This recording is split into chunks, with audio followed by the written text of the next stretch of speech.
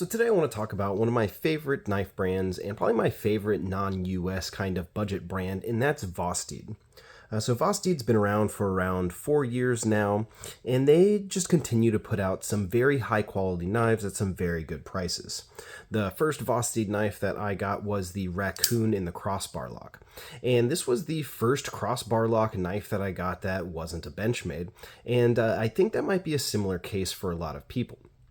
I think some other brands were doing the crossbar axis style lock before the Raccoon after Benchmade's patent ran out, but they were, I think, one of the earliest adopters to kind of bridge the gap between an expensive and budget knife with that crossbar lock. Of course, now we see these on the $5 to $10 Walmart knives, but they were really one of the earlier people to bring that knife into production at a much fairer price than Benchmade, and this was kind of regarded as one of like the budget knives of the year when it came out in 2023. I know I certainly got plenty of use out of mine. And they even include an extra set of Omega springs when you buy them, which is very nice. One of the things I really like about this knife also is that it is a very slim carry. It's just over an inch wide, and you still get a lot of blade with that. There's still a lot of nice belly on that. Come down to real nice thin behind the edge. Of that 14C 28N steel is really tough, so it gives you some good edge stability and really nice cutting performance with that. And it's got really good ergos. You can get a full 4-finger grip down here, and you've got a nice choke up spot there. And they've come out with a few different versions of the Raccoon, some different blade shapes. They have the top liner lock with that now. And speaking of the top liner lock, they were also one of the earliest brands to put that in production outside of Spyderco and Kevin Smock. They were really one of the first people to do that outside of Spyderco, as far as I know. And they were at least one of the most popular outside of Spyderco. And again, they brought it to a relatively budget price for that, for one of like the best locks in my opinion.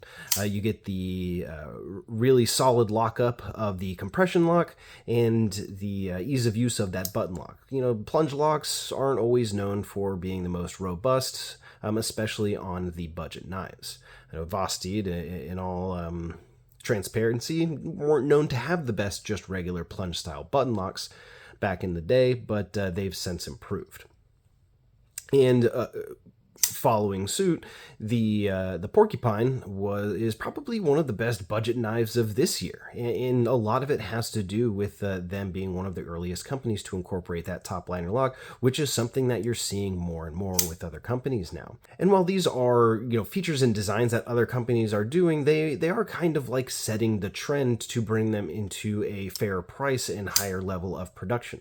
You weren't seeing as many crossbar locks at the time when they released the Raccoon, and you certainly weren't seeing any other top liner locks outside of Spyderco when they released the Porcupine.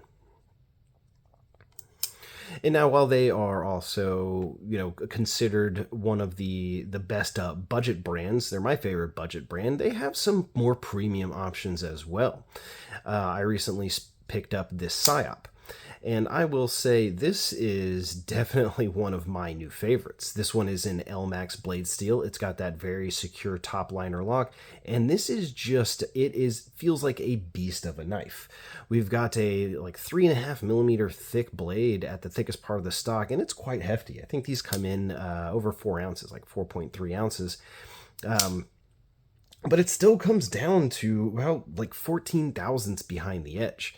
And I think that still allows for some excellent cutting performance with that robust thickness in the spine there. And of course, it's got some very excellent action. You've got a front flipper or top flipper there as well. And this thing just really feels like you can beat the heck out of it with that really thick blade. And it's got some really good ergos too. They're not the best. With the way this flat part here, you can choke up on it a good bit there, but just like that, without the choke up, it is plenty comfortable to me. You've got some nice functional jimping up there too. And all of their knives have the, or all of these knives have the reversible pocket clip. Looks like we've got a nice backspacer there as well. I think that might be aluminum. They do have some fixed blade options today too. Of course, the fixed blades are getting more and more popular, especially these relatively smaller pocket-sized one. And we have the Mink here. This is the sheepsfoot version, and we've got a really nice thin blade of Nitro V. Nitro V is just a kind of similar to AEBL or 14C28N, not quite as tough, but a similar really fine grained structured steel. And this knife is it's a great little fixed blade. It's got fantastic ergos. It's very comfortable in the hand. You've got this nice grippy textured micarta here, and it is a very thin blade stock. So this is really just a nice fixed slicer. I think this comes down to still about 14 thousandths behind the edge, which will still allow for some good edge stability with that thin blade stock.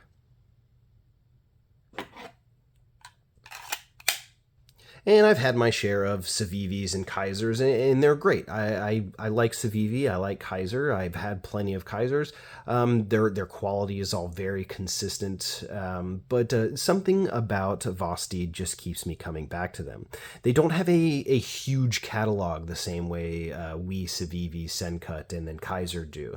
They're growing more and more, and I do like a lot of the designers that Vosteed uses too, like Mike Gavick with Gavco, and then of course Ray Laconico with Monterey Bay Knives.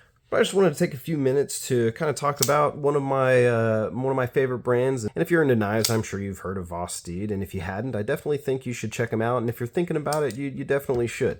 They have some excellent offerings, especially for the price. But what's your favorite budget knife brand? Thanks for watching.